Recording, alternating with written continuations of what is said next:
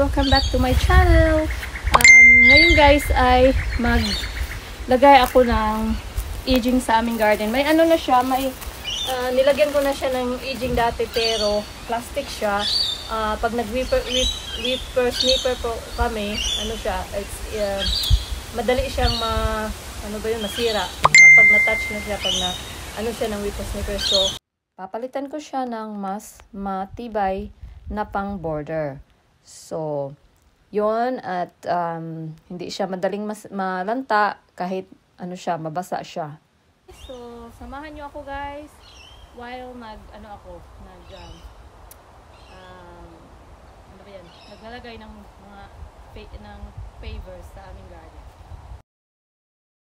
Ito na yung pavers na gagamitin ko sa gawang border sa aming garden. So, ito na yun guys, yung nilagay kong dati, aging sa garden. Siya, plastic. Madali lang siyang masira. Kaya, naisipan ng asawa ko, sabi niya, lagay mo lang dyan, pavers. Kaya, pavers po ang ilalagay ko dyan. Ang pavers kasi, siya, hindi siya nabatawag doon, mas matibay. Kaya, yun ang gagawin ko today.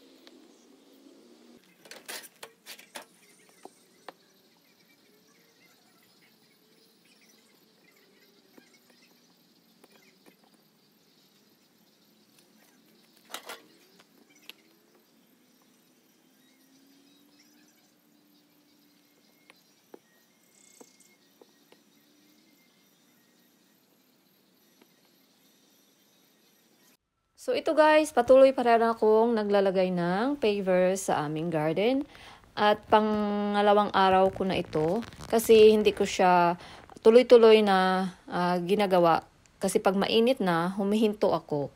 So ginagawa ko lang siya pag wala ng araw. Halimbawa in the morning, yung malamig pa, hindi masyadong mainit yung araw. So yun ginagawa ko. Tapos in the afternoon, sa hapon ay ginagawa ko rin siya yung wala ng araw para hindi naman masyadong mainit.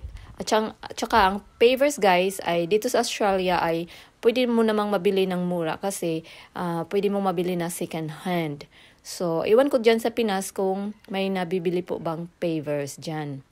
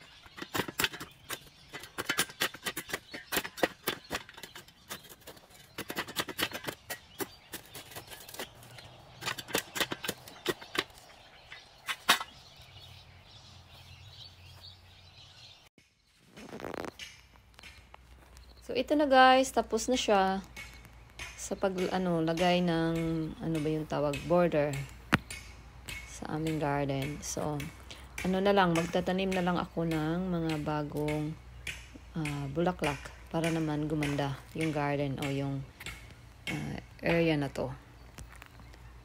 So, ito yung ano namin, yung maliit na greenhouse para sa mga orchids ko. So, dyan, tataniman ko siya. Tsaka, dito, tataniman ko rin. Dagdagan ko rin siya ng tanim dito. Mga bulaklak.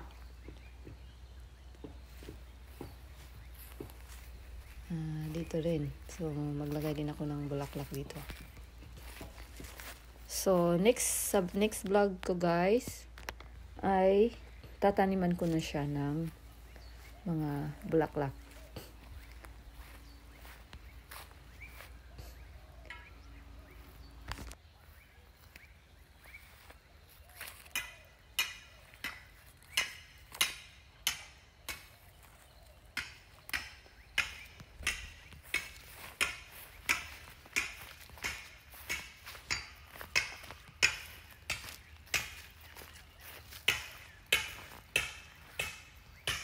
Okay guys, thank you for watching and see you on my next vlog.